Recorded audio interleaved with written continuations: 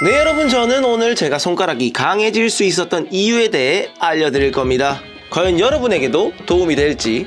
클라이밍에서 손가락은 단순히 바위를 잡는 도구가 아닙니다. 손가락은 클라이머의 모든 것을 담아내는 존재죠. 하지만 손가락은 등반에서 많은 압력과 마찰력을 견뎌내야 합니다. 이는 손가락의 피로와 불편함을 유발하게 되고요. 그래서 이 손가락 트레이닝은 아주 천천히 조심히 해야 한다는 점과 또 손가락 관리도 같이 해주는 게 중요하다는 점을 알고 진행해 주시면 더 좋을 것 같아요.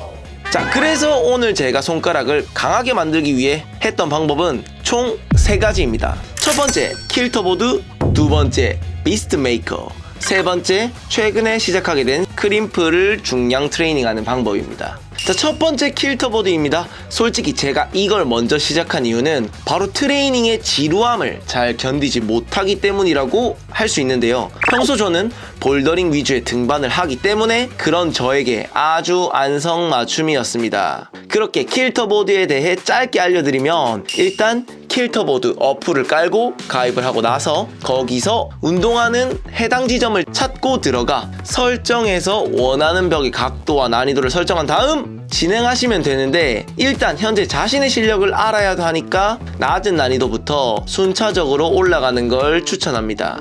각도는 한 처음 하시면 30도? 네. 그렇게 제 기준으로 말씀드리자면 처음에 풀 수 있는 최고 난이도가 V6 하나 정도였어요.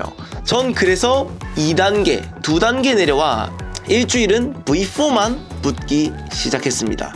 뭐랄까? 이 손가락한테 이제 신호를 주는 거죠. 바로 V6 하나 할 수 있다고 2개를 도전하고 이러는 게 아니라 너 이제 이런 거 할 거야 라고 손가락에게 알려주는 겁니다. 그리고 그 다음 주에 이제 V5로 올려서 붙어보기도 하고, 그리고 다음 주는 다시 못했던 V4를 다시 붙어보고 4주차에 V6를 본격적으로 이렇게 붙어보는 식. 그러니까 쉽게 정리하면 1주차에 주 2회 정도 킬터보드를 하는데 이제 V4 위주로 붙습니다. 그리고 그 다음 주에는 V4와 V5를 번갈아 가면서 해주고요. 그 다음에 다시 3주차에는 못했던 V4들을 다시 해준 다음 마지막 4주차에 V6를 도전을 해보면서 안 되면 V5로 내려오면서 약간 이런 식의 루틴을 가져가면서 손가락 단련을 했습니다. 여기서 저희가 제일 중요하다고 생각하는 건 일주일에 2회에서 많으면, 정말 많으면 3회 정도만 하라는 거고, 꼭 연속으로 하진 마세요. 킬터보드도 연속으로 하면 손가락에 무리가 가니까 하루 뭐 하고 쉬고 그 다음날 하고, 하루 하고 하루 쉬고, 하루 하고 하루 쉬고 하는 식으로 손가락에게 휴식 시간을 꼭 주시길 바랍니다. 그리고 손가락을 많이 쓰니까 스킨이 금방 나가길래 핸드크림도 열심히 발라줬는데 살짝 손가락이 뻐근할 때가 있더라고요. 그래서 또 따로 마사지 해주고 이런 거는 사실 좀 귀찮잖아요, 여러분. 그죠? 그래서 저는 요거 썼어요. 요거 썼는데 이거 협찬 아니냐 이럴 수 있지만 협찬은 일단 맞습니다. 맞는데 제가 요거 협찬 받기 전에 부산 부모님이 사서 이제 보내주셨거든요.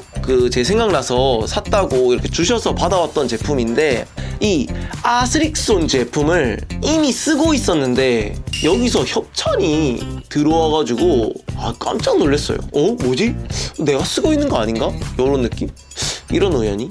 여튼 이거 썼던 이유가 마사지도 하기 싫고 이러니까 여기에 6가지 성분이 들어있는데 요게 약간 저희 클라이머들 손가락 많이 쓰고 하니까 도움이 될 것 같더라고요. 그 남자들 사실 그 스킨로션 따로 바르기 귀찮아서 약간 올인원 제품 쓰는 그런 것처럼 저도 이거 쓰면서 그냥 막 올인원으로 도움을 받았습니다. 자, 그리고 두 번째로 진행했던 방식은 바로 비스트 메이커로 트레이닝을 조금 해줬습니다. 그중 딱 한 가지만 저는 했었는데 바로 삼봉 매달리기를 많이 해줬어요. 삼봉 매달리기 뭐냐? 세 손가락으로 이제 하는 걸 말하는데, 이 세 손가락으로 검지, 중지, 약지로 7초 매달리고 10초 쉬고 7초 매달리고 10초 쉬는 걸 5세트에서 10세트 정도 가져가 줬습니다. 그리고 이 검지, 중지, 약지로만 삼봉을 하는 게 아니라 저는 중지, 약지, 새끼로 또 5초 매달리고 10초 쉬고 5초 매달리고 10초 쉬는 방식으로 트레이닝을 해줬어요.